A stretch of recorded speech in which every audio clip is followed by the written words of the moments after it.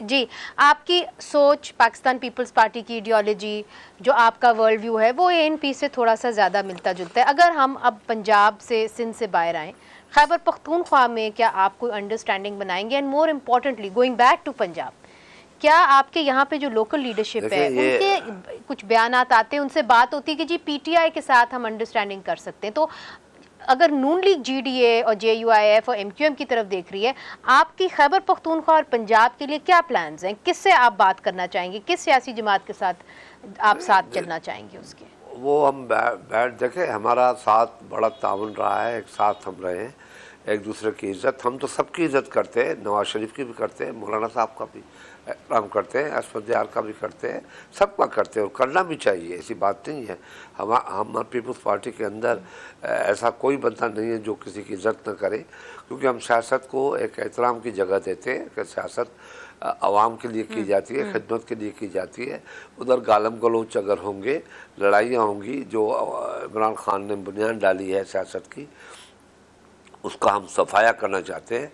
हम इतनी बातें करने के बाद साद रफ़ीक ने ऐसी बात की है, उसका जवाब आपने खुद सुना बिलावल साहब ने किस तरीके से दिया है। बिलावल साहब ने न दिया, नाम बिल्कुल। लिया, न बात नहीं, की। शाह साहब, हाँ, मैं आपसे बड़े प्यार आपने से इमरान खान साहब की गाली गलौज के बारे में बात की। शाह साहब, आपके जो अपने यहाँ पे पंजाब में मुकामी लीडर हैं पाकिस्तान पीपल्स पार्टी के, दे सीन ईगर के खान साहब की पार्टी पीटीआई के साथ हमारी कोई अंडरस्टैंडिंग हो जाए। मैं तो आपसे जानना चाह रही हूँ, चूँकि आप एक बड़ी आवाज़ हैं पाकिस्तान पीपल्स पार्टी के अंदर, आप एक तरीके से जो स्ट्रैटेजी है वो ड्राइव भी करते हैं, आप तजवीज़ भी देते हैं। आपकी क्या थिंकिंग है इस हवाले से? देखें देखें, मुझे इस चीज़ का इल्म नहीं है।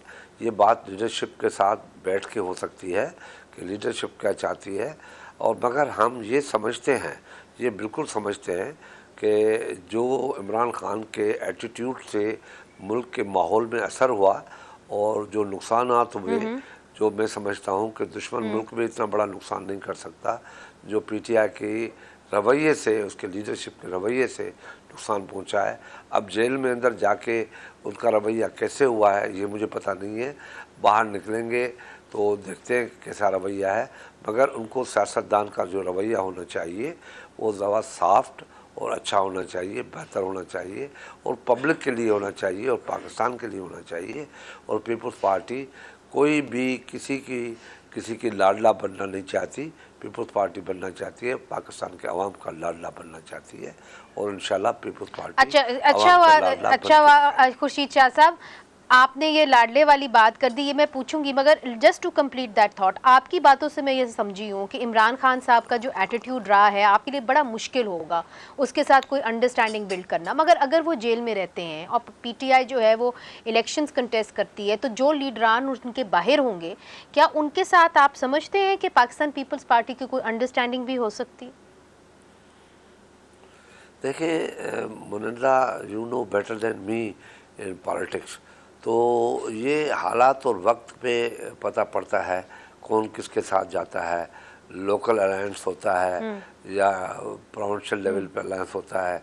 अब जैसे मियां नवाज शरीफ सिंध में आए हैं पीपल्स पार्टी से मुकाबला करने के लिए, वो एमक्यूएम के पास भी गए, वो तो उसने बहुत अच्छा किया है, क्योंकि एमक्यूएम का एटीट्यूड सिंध के इंटीरियर सिंध और ओल्ड कराची को पता है, और वो जानते हैं कि एमक्यूएम का एटीट्यूड कैसे रहा है, और वहाँ के पख्तूनों को भी पता है कि एमक्यूएम का एटीट्यूड कैसे रहा है। तो ये अच्छा किया है नवाज शरीफ ने, बेहतर किया है, हमारे लिए रास्ते ज़रा अच्छी तरह से ओपन किए हैं। We are grateful to Nawaz Sharif कि उन लोगों ने हमारे लिए रास्ते अच्छे बनाए हैं।